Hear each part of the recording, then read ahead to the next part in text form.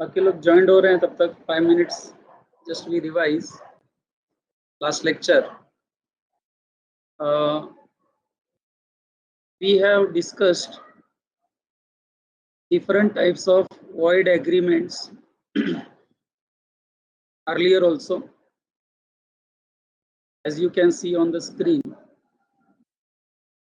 Section 11 के हिसाब से any contract or agreement made by incompetent parties like minor, person of unsound mind, or disqualified person under any act, you know that the contract is altogether void. Now that is understood.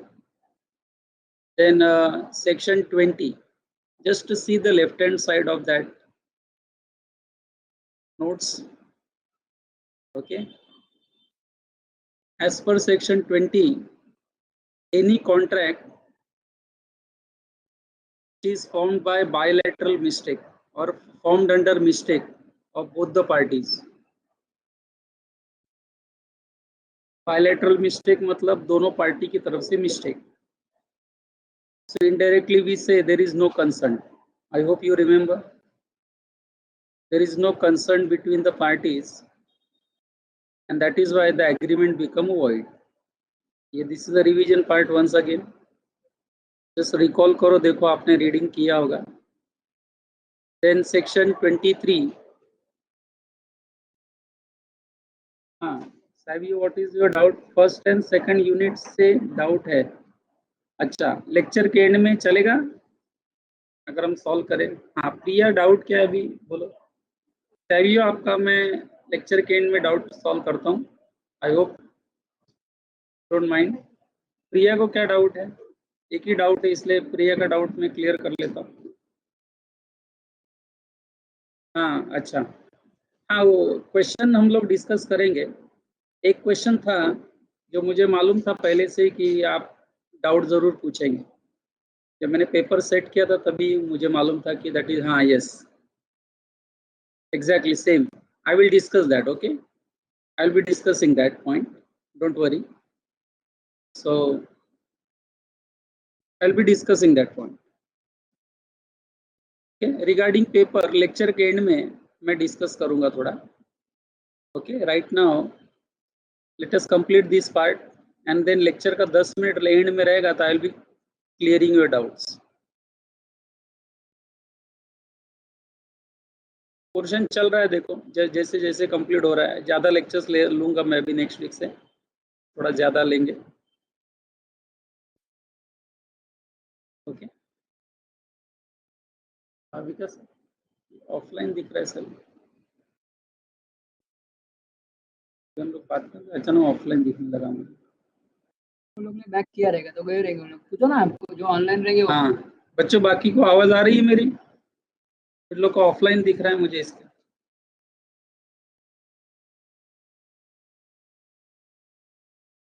Okay, so whatever the doubts I'll be clearing in the last 10 minutes. Okay, now you just see on the screen. Then last 2-3 lectures we were discussing that any agreement where the consideration or object is unlawful, even that is void. Okay, maximum time लिया हमने discussion के लिए. 7 to 8 points हमने discuss किए. And फिर बाद में इसमें अपोज टू पब्लिक पॉलिसी के भी 6 to 7 पॉइंट्स हमने कवर किए. फोर्थ पॉइंट देखो, last lecture I think I have discuss this. Any agreement where consideration or object is unlawful in part also, the whole contract will be treated as void. If you can remember that, where the separation is not possible, legal part cannot be separated from illegal part. In that case, the whole contract becomes void. Okay, I have discussed that. And the fifth point, this was from unit number 2. Okay, any agreement made without consideration is again absolutely void ab initio.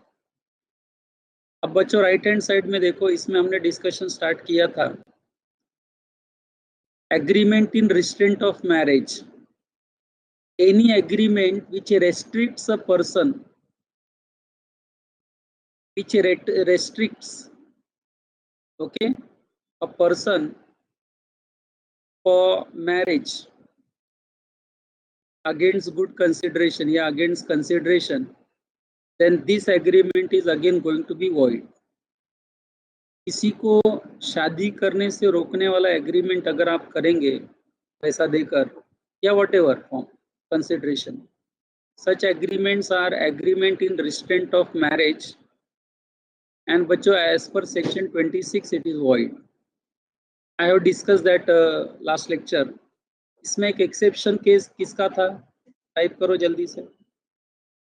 Agreement in restraint of marriage, ये कब valid हो सकता है? Only in case of minor, only in case of minor. Okay, Priya offline हो गई थी क्या? कुछ डाउट है क्या प्रिया? बच्चे ऑफलाइन हो गए थे, आगे वापस. अच्छा ठीक है बच्चों. देन बच्चों आई think I have started with agreement in restraint of trade also, section 26, and I think यही डिस्कशन पे हमारा लेक्चर स्टॉप हो गया था. बच्चों like section 26 you can say that कि अगर दो लोगों के बीच में एग्रीमेंट होता है where one person by an agreement restricts another person to carry any lawful business or lawful profession, trade of any kind, then that agreement जो ये restriction डालता है to carry lawful business, profession and trade again is void as per the law. Getting that? ये enforceable नहीं होगा in the court of law.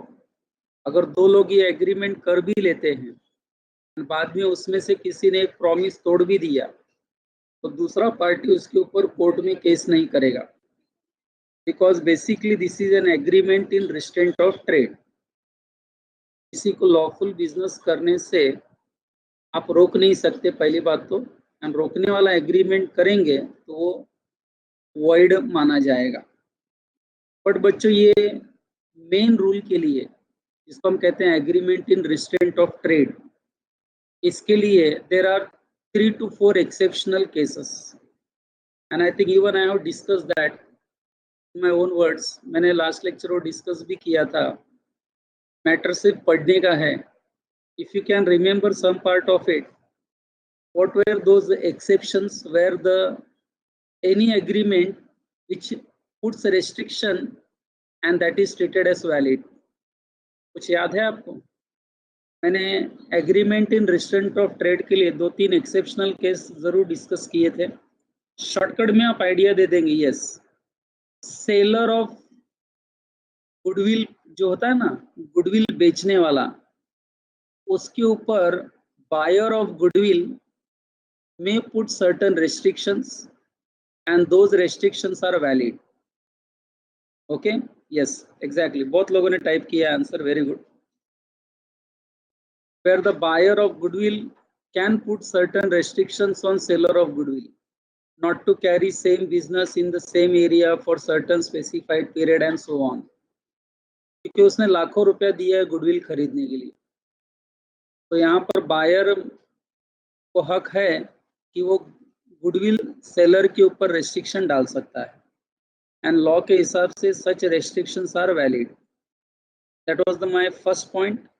Second point मैंने Indian partnership act 1932 के हिसाब से बताया था, where an outgoing partner means a partner one who has retired, he may agree with remaining partners, he may agree that with remaining partners or continuing partners that he will not carry the business which is competing with the firm.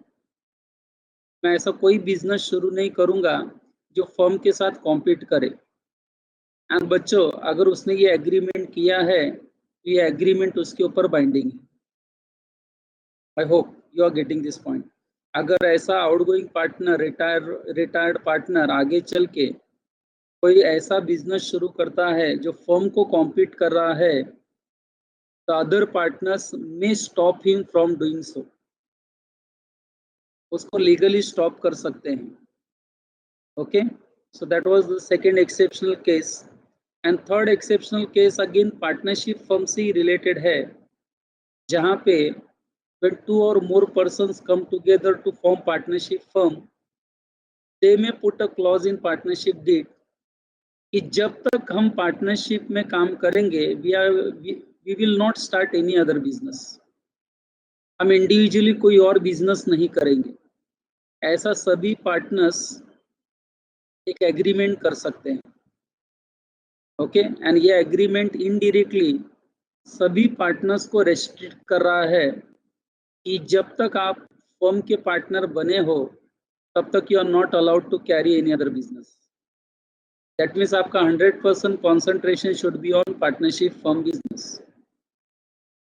And अगर सभी partners ने आपस में agree किया है तो बच्चों ये रिस्ट्रेंट ऑफ ट्रेड होके भी वैलिड समझा जाएगा, because restriction imposed are reasonable here.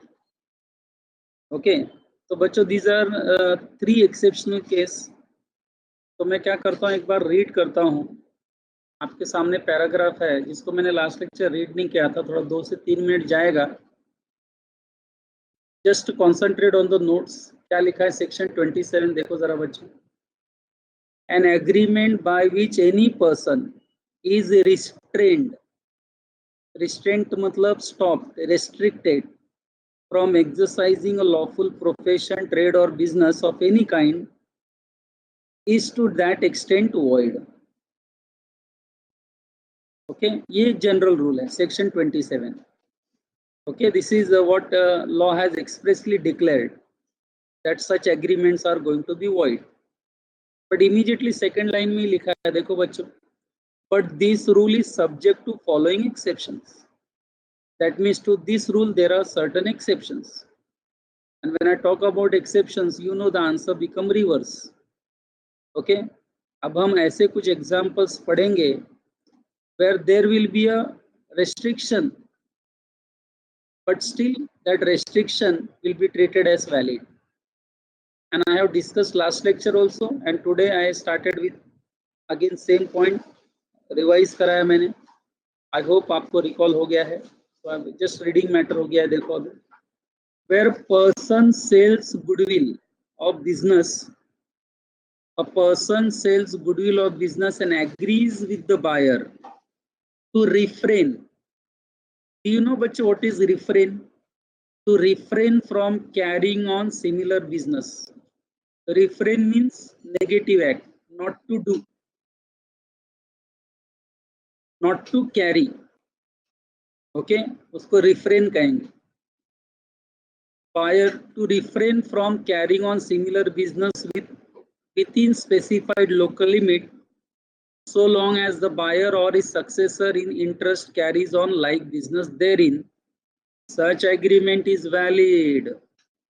बच्चों restriction है फिर भी agreement is valid. Goodwill is the advantage. Goodwill का meaning दिया है जो कि आपको ऑलरेडी पता है, अकाउंट्स पढ़ते हो आप डिटेल में. So I don't read that what is given in the bracket. आप रीड कर लेना. गुडविल का मीनिंग है the local limits. I hope मैंने कहाँ से रीडिंग स्टार्ट किया समझ में आ गया. The local limits within which seller of goodwill agrees not to carry on similar business must be reasonable. बच्चों वैलिडिटी तभी होगी रेस्ट्रिक्शंस को जब रेस्ट्रिक्शंस आर रीजनेबल. बराबर है. सेलर ऑफ गुडविल क्या बोलेगा कि my business is in Vasai, so I will not carry any business similar business in Vasai, so this is reasonable restriction. अब वो कहेगा कि मैं मुंबई जाता हूँ या I will start business in another state and still the buyer is taking objection, then that objection is not reasonable. I hope you get my point. Okay, what the seller of goodwill has agreed that he will not carry similar business in similar locality, but he may start business in another state, in another taluka or in another district, somewhere like that. कहीं पर भी start कर सकता है. उसके लिए buyer को तो objection नहीं होना चाहिए. तो रीजनेबल का मतलब मैं बताने की कोशिश कर रहा हूँ. Under Section 36 of Indian Partnership Act 1932, if an outgoing partner, बच्चा outgoing partner means यहाँ retired, जिसने retirement लिया है. Okay, I'm not talking about partner who is dead. Death वाला partner नहीं, one who has retired. So if an outgoing partner makes an agreement with continuing partners that he will not carry on any business similar to that of firm within a specified period or within specified limit, such agreement, though in restraint of trade, will be valid. Again, answer becomes valid if the restriction imposed are reasonable. Once again, the word, if the restriction imposed are reasonable. Okay, हमने even starting के units में पढ़ा था, what is reasonable again is a question of fact. वो depend करता है from case to case. And the last two lines पर ध्यान दो. This is your third exceptional case. Similarly under section 11 of that act मतलब again Indian partnership act. हाँ बच्चों, because partnership act के एंगल से डिस्कशन चल रहा था. An agreement between partners not to carry competing business during, read that line, continuance of partnership is valid. जब तक हमारी पार्टनरशिप कंटिन्यू रहेगी, किसी भी पार्टनर को कॉम्पिटिंग बिजनेस स्टार्ट करने का अलाउड नहीं है. एंड क्योंकि ये सभी पार्टनर्स एग्री कर रहे हैं बच्चों, ये सभी के ऊपर बाइंडिंग हो जाएगा. कल को मान लो इसमें से एक भी पार्टनर ने अगर कोई कॉम्पिटिंग बिजनेस शुरू किया तो other remaining partners have right to stop him from doing so. बच्चों मैंने डिस्कशन भी किया, मैंने रीड भी किया. मैं फिर भी पूछना चाहूंगा, the paragraph which I have read, is it clear to everyone? यहाँ आप डाउट पूछ सकते हैं जो चल रहा है रिलेटेड. बाकी आपके जो और बाकी डाउट्स है वो लेक्चर के एंड में मैं कवर करता हूँ. Since I have discussed this 2 times and now I have read this, I think this is now very clear to you. 80-90% language catch किया होगा सभी ने. लास्ट 2 लाइन देखो क्या, before we start with some examples. What is the examples given? But before that we have 2 lines. But an agreement of service. बच्चों underline this word.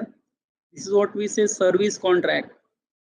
But an agreement of service by which an employee binds himself during the term of his agreement not to compete with his employer is not a restraint of trade.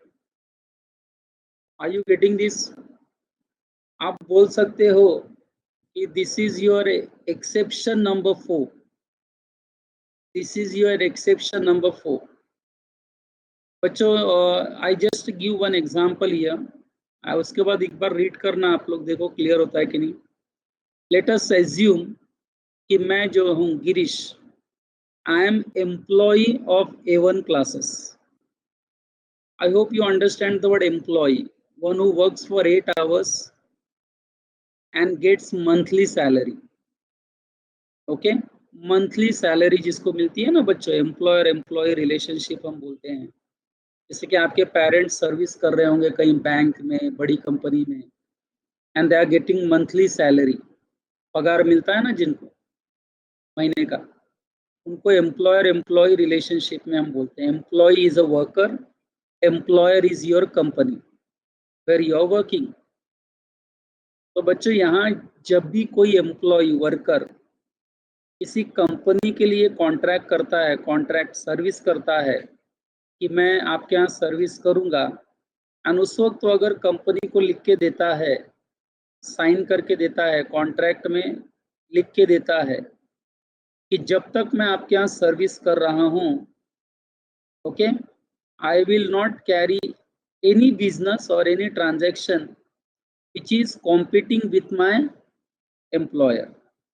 अब मान लो मैं A1 का employ हूँ, बराबर है. मैंने principal sir को, दोषी सर को कॉन्ट्रैक्ट साइन करके दिया है, पढ़ाई एग्रीमेंट के लिए किया है। मेहनत तो सब करते हैं, लेकिन स्मार्ट स्टडी कौन करता है? प्री एग्जाम ऐप के साथ बनाइए अपनी तैयारी super smart. Pre exam app देता है वाइड रेंज के एग्जाम्स की तैयारी, जैसे JEE, NEET, CAT, CA foundation, CS CET, banking, railway, SSC, MBA entrance, SYJC, com, TYB com और भी बहुत कुछ। Chapter wise tests and mock tests, detailed performance analysis, और अब तैयारी होगी एकदम परफेक्ट। कहीं भी कभी भी पढ़ाई करें। और एक विशाल क्वेश्चन बैंक आपकी तैयारी को बनाए आसान। इंस्टेंट इवैल्यूएशन से तुरंत जानिए अपनी परफॉर्मेंस और पाएं पर्सनलाइज्ड फीडबैक। तो अब देरी किस बात की? प्री एग्जाम ऐप डाउनलोड करें और अपने नाम से रजिस्टर्ड करें और एक विशाल क्वेश्चन बैंक बिल्कुल फ्री, और अपनी सफलता की कहानी लिखें। लिंक डिस्क्रिप्शन में है। प्री एग्जाम ऐप स्मार्ट दिया है, तैयारी का साथी। एग्रीमेंट किया है कि सर मैं आपका एम्प्लॉय हूँ, and being your employ I will never compete with you, बराबर है। तो मेरा ये अपने आप के ऊपर रेस्ट्रिक्शन डालना, क्या ये वैलिड है? क्या ये वैलिड है? The answer is yes. ये एक प्रकार का रिस्ट्रेंट ही है, लेकिन ये वैलिड कॉन्ट्रैक्ट या एग्रीमेंट में जाएगा। जब मैंने खुद ही दोषी सर से प्रॉमिस किया है कि जब तक मैं आपका एम्प्लॉय हूँ, मैं आपके साथ कोई कंपटीशन बिजनेस नहीं करूँगा। तो बच्चे, जब मैंने ये प्रॉमिस किया है उनको, तो मेरा ये प्रॉमिस मेरे ऊपर बाइंडिंग है। एंड इन फ्यूचर अगर मैं कोई ऐसा काम करता हूँ या बिजनेस करता हूँ जो A1 को कॉम्पीट कर रहा हो, तो A1 company has right to stop me. बच्चा, are you getting that point? तो यहाँ पे सर्विस कॉन्ट्रैक्ट है, right to understand. Now let us read example. अभी जो मैंने पढ़ा ना बच्चों, वही एग्जांपल में कवर किया। देखो, एक काम करो, आप लोग एग्जांपल 1 पढ़ो and type your answer whether you have understood और नॉट। एम्प्लॉइज मतलब एम्प्लॉयर एम्प्लॉय रिलेशनशिप है। बच्चों, रीड एग्जांपल नंबर 1।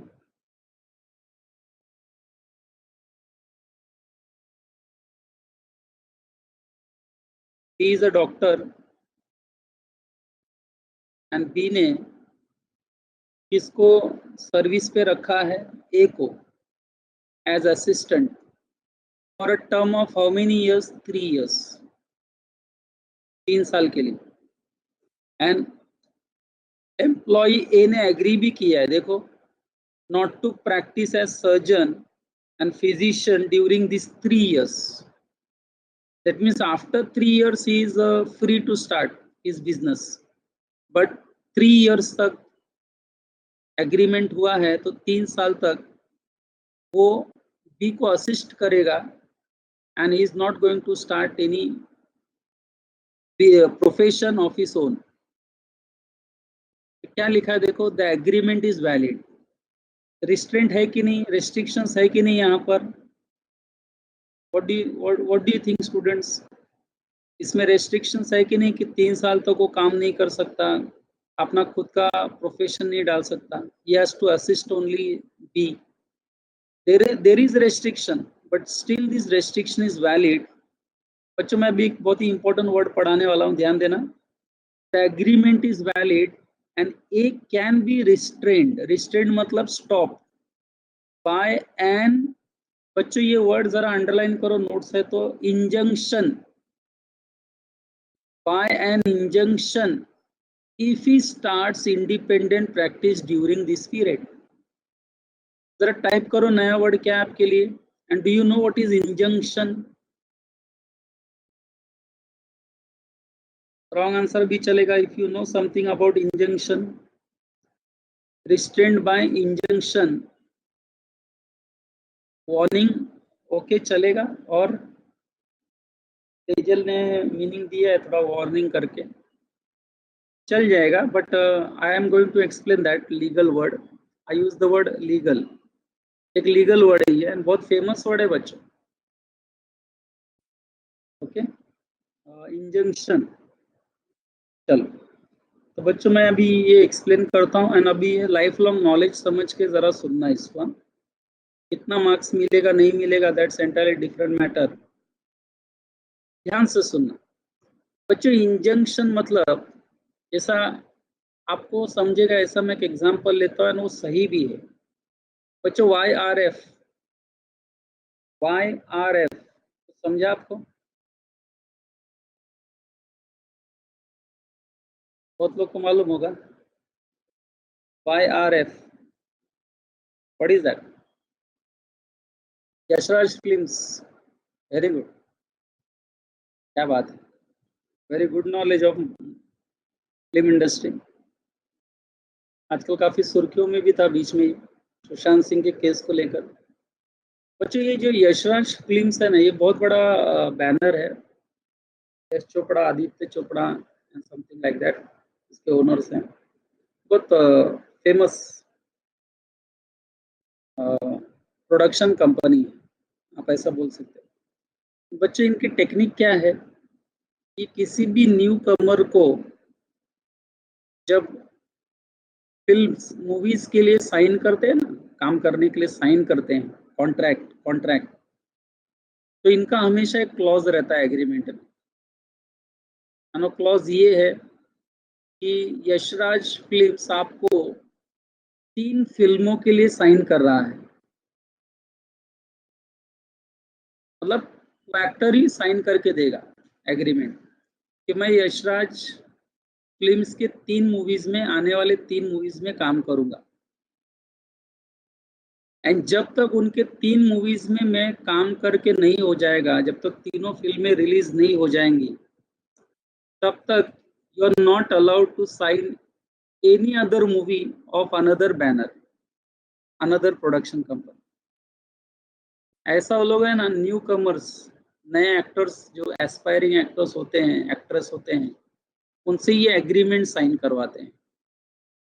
तो बच्चे जो एग्रीमेंट साइन करता है वो एक्टर साइन करता है एंड वो खुद प्रॉमिस करता है यशराज फिल्म से कि I will be working for you in 3 movies, and जब तक मेरी 3 मूवीज कंप्लीट नहीं हो जाती, I will not sign any 4th movie of another banner.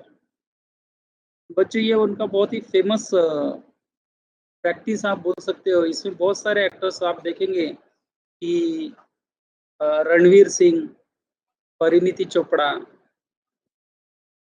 Anushka Sharma, ऐसे बहुत सारे एक्टर एक्ट्रेस लोगों ने इसी तर्ज पर बच्चों एग्रीमेंट किया था यशराज फिल्म्स के साथ एंड वैसा उन्होंने फॉलो भी किया। Very famous case of Anushka Sharma. ये जो अनुष्का शर्मा जब मूवीज में आई, तो यशराज फिल्म्स के साथ इन्होंने 3 फिल्मों का कॉन्ट्रैक्ट साइन किया, बट 2 फिल्म में काम करने के बाद ये एक्ट्रेस ने बाहर के किसी बैनर की मूवी का कॉन्ट्रैक्ट किया और उसकी शूटिंग स्टार्ट कर दी। तो यशराज फिल्म्स ने उनको स्टॉप किया, उनको वो दूसरी मूवी में काम करने से स्टॉप किया, रिस्ट्रेन किया बाय एन इंजंक्शन। इंजंक्शन मतलब उन्होंने कोर्ट में ये कहा कि अनुष्का शर्मा ने खुद हमको लिख के दिया है राइटिंग में कि वो हमारे 3 मूवी में जब काम कर लेंगी, then only she is allowed to go for another banner और प्रोडक्शन कंपनी। जब तक 3 मूवी नहीं आ जाती तब तक उनको अलाउड नहीं है। एंड कोर्ट ने अनुष्का शर्मा को स्टॉप किया वो शूटिंग करने से। Very famous case. तो ये सिस्टम को, इस प्रिंसिपल को हम कहते हैं इंजंक्शन, जहाँ पे सामने वाला व्यक्ति खुद ही लिख के दे देता है।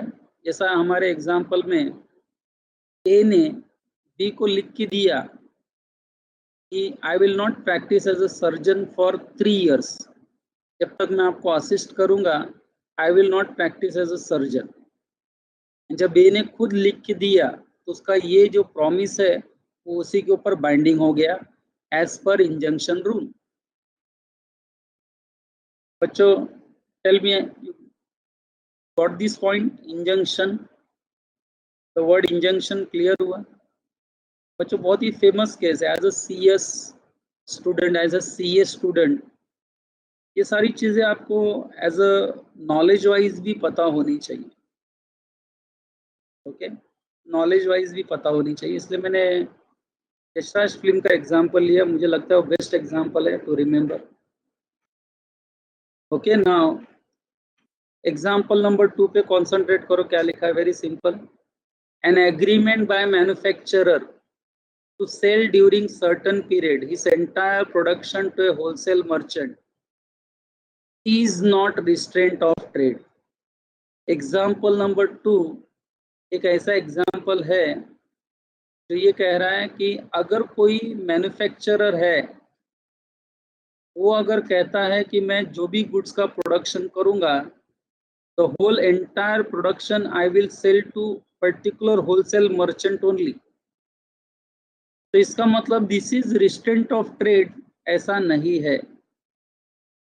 Being a manufacturer, he may sell his production to more than one wholesale merchant also, और उसको लगता है कि जो होलसेल मर्चेंट उससे ये सामान खरीद रहा है उसके टर्म्स एंड कंडीशंस एकदम करेक्ट है, टाइम पर पेमेंट कर देता है, तो काय को और किसी मर्चेंट को ढूंढ के झंझट बढ़ाने का। तो कोई भी मैन्युफैक्चरर अगर एग्रीमेंट करता है किसी होलसेल मर्चेंट के साथ कि मैं जितना भी गुड्स का प्रोडक्शन करूंगा पूरा मैं आपको ही सेल करूंगा, तो this is not restraint of trade, that is what they are trying to से।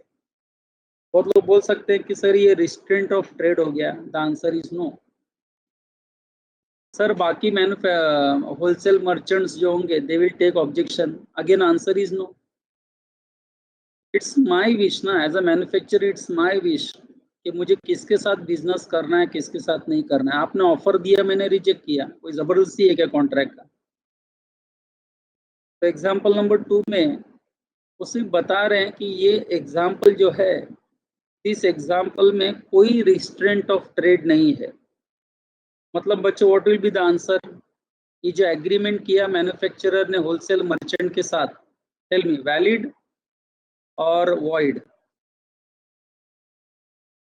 What do you think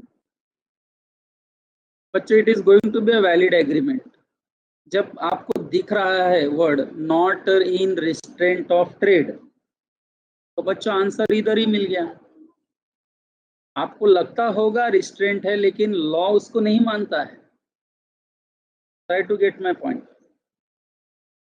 example number 3 पर कॉन्सेंट्रेट करो। Agreement among the sellers of a particular commodity not to sell the commodity for less than fixed price is not an agreement in restraint of trade। बच्चों this is also example which is treated as an agreement in restraint of trade या not an agreement in restraint of trade? The answer is clear, not। That means this agreement is also क्या बोलो, valid। बच्चों ये हो सकता है कि group of sellers आपस में एक एग्रीमेंट कर सकते हैं ऐसे कि हम अपना जो भी गुड्स या कमोडिटी बेचेंगे पर्टिकुलर प्राइस के नीचे नहीं बेचेंगे, कोई नहीं बेचेगा। अब बच्चों मैं लास्ट ईयर जब मैं ये एग्जांपल ले रहा था तो one of the student raised a doubt. तो बताएगा क्या डाउट हो सकता है यहाँ उसका? शायद आपको भी आया होगा, कुछ बच्चों को। ये जब पढ़ा आपने तो आपके माइंड में एक वर्ड आना चाहिए था। Anyone? Agreement among the sellers of particular commodity not to sell the commodity for less than fixed price। चाह रहा है ध्यान में? मैं तुम्हें बता देता हूँ। Monopoly, exactly, Abhishankar, very good. Om, Devanshu, very good. आपको ऐसा लगा होगा कि कहीं ना कहीं the group of sellers, sir the group of sellers they are trying to fix the price, sir, they are trying to create monopoly। तो बच्चों ऐसा नहीं है, बरोबर है।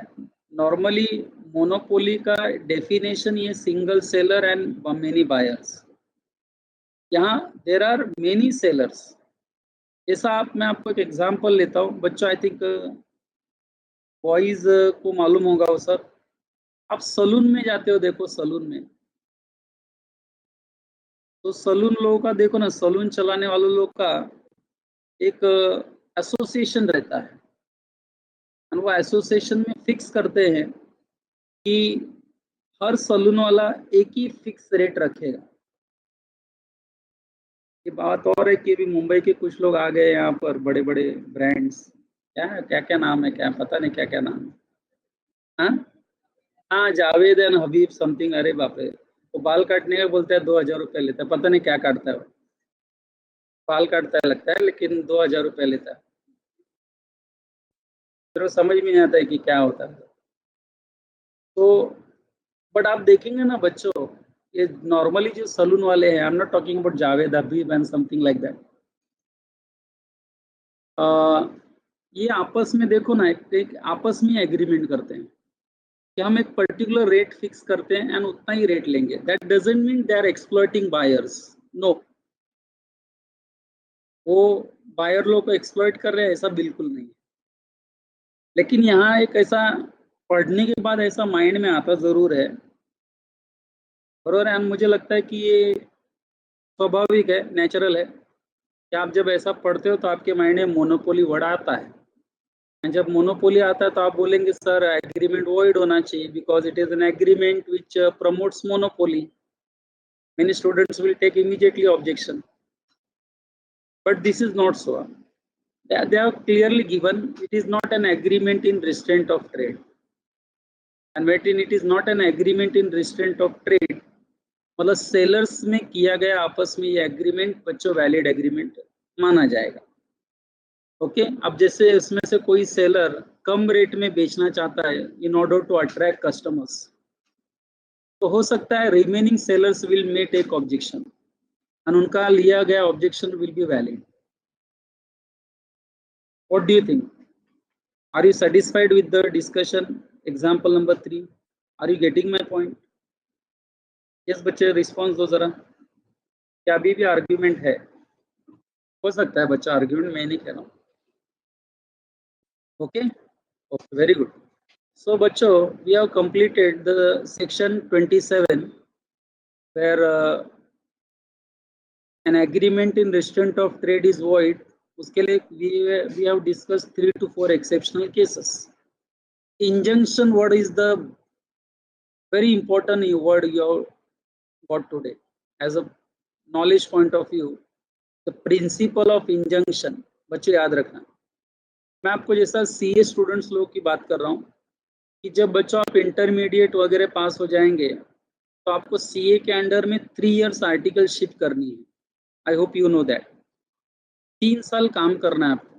तो 3 साल में क्या होता है, you are giving in writing to chartered accountant that I am going to serve you for 3 years. मैं आपको 3 साल आपको आपके काम में सर्व करूंगा, बरोबर है, जिसके लिए सीए उसको स्टाइपेंड पे करता है। तो यहाँ जब आप एक सीए के साथ एग्रीमेंट कर चुके हो तो आपको सीए के अंडर में ही काम करना है। अब उसको छोड़ के आप किसी और सीए के यहाँ काम करने जाओगे तो जिस सीए के साथ एग्रीमेंट किया है वो आपको स्टॉप कर सकता है। This is the principle of injunction. Are you getting the student? तो होता है ये, देखना जब आप आर्टिकलशिप का अपना फॉर्म भरोगे ना तो उसमें शुरुआत कैसे रहेगी देखना, कभी ध्यान देना आप लोग, आपको याद आएगा क्या सर ने बताया था। ओके सो बच्चे ये डायग्राम है, बस वही है, कुछ और कुछ नहीं है। तो अभी जो डिस्कस किया ना बस वही, main rule with exceptional case, that's all. So मैं वो डायग्राम को बच्चों आपके ऊपर छोड़ता हूँ एक बार वापस रीड करने के लिए।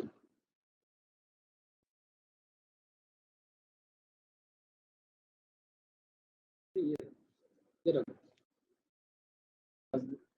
हाँ बच्चों, नाउ पॉइंट नंबर 3 सेक्शन 28 क्या लिखा है, देखो बच्चों क्या लिखा है, agreement in restraint of legal proceedings. हमने पहला पढ़ा agreement in restraint of marriage, दूसरा हमने पढ़ा agreement in restraint of trade. देखो वैसी लैंग्वेज है, N agreement in restraint of legal proceedings, agreement in restraint of legal proceedings. Okay, इसमें क्या होता है कि एक व्यक्ति दूसरे व्यक्ति को के साथ एग्रीमेंट नहीं कर सकता। कौन सा एग्रीमेंट नहीं कर सकता? लीगली प्रोसीड करने का। देखो बच्चों, हमारे इंडिया में हर व्यक्ति को अगर उसके साथ कुछ अन्याय हुआ है, इनजस्टिस हुआ है, तो वो कोर्ट की मदद ले सकता है, न्यायपालिका की मदद ले सकता है, बराबर है, एंड वो लीगली प्रोसीड करके अपने आप को न्याय दिला सकता है। अब ये करने से उसको कोई रोकता है या रोकने वाला कोई एग्रीमेंट करता है, तो बच्चों सच एग्रीमेंट्स आर एब्सोल्युटली वॉइड। अगर लॉ पॉइंट ऑफ व्यू से हम देखेंगे, सेक्शन 28 क्लियर कट कह रहा है कि such agreements are treated as void agreements.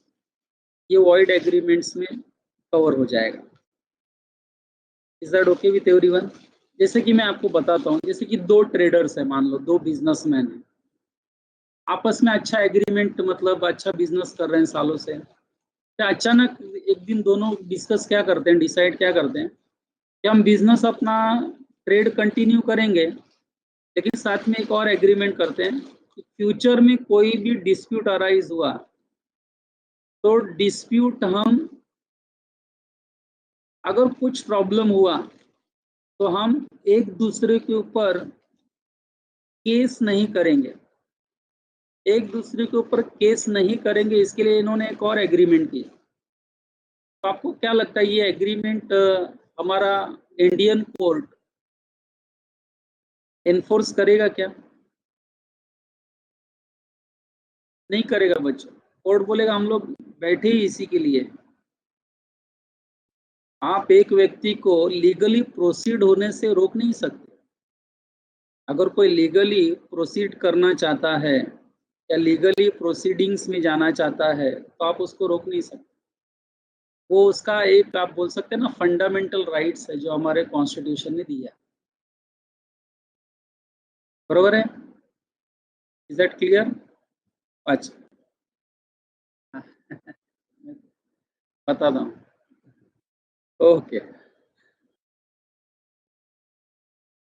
Is that okay student? So but again बच्चों, यहाँ पर भी मैं पहले मेरे शब्दों में एक्सप्लेन कर देता हूँ।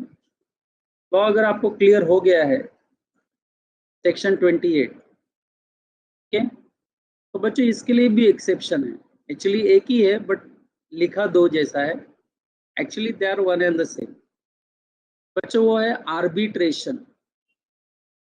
मैं अभी एक्सेप्शनल केस बता रहा हूँ, एंड जब मैंने एक्सेप्शनल वर्ड यूज किया, मतलब क्या हो जाएगा यहाँ पर, the agreement is going to be valid even though it is an agreement in restraint of legal proceeding. अब आप बोलेंगे सर कैसे? एक्सेप्शनल केस में आपने जो वर्ड यूज किया आर्बिट्रेशन, आर्बिट्रेटर, तो ये आर्बिट्रेशन या आर्बिट्रेटर, मैं आपसे पूछना चाहूंगा, कुछ बच्चों ने सुना है पहले कभी वर्ड आर्बिट्रेशन? हमारा केस आर्बिट्रेशन को रेफर करेंगे या हमारा case will be solved by arbitrator? Have you heard some? कभी सुना था आप लोगों ने बच्चों? नहीं, मुझे तो नहीं लगता है कि FY SY लेवल पर मुझे नहीं लगता वर्ड आया होगा। हो सकता है SP स्टूडेंट्स को मालूम हो थोड़ा बहुत। Lance, do you know what do you mean by arbitration or arbitrator? पूरा क्लेम कर दो।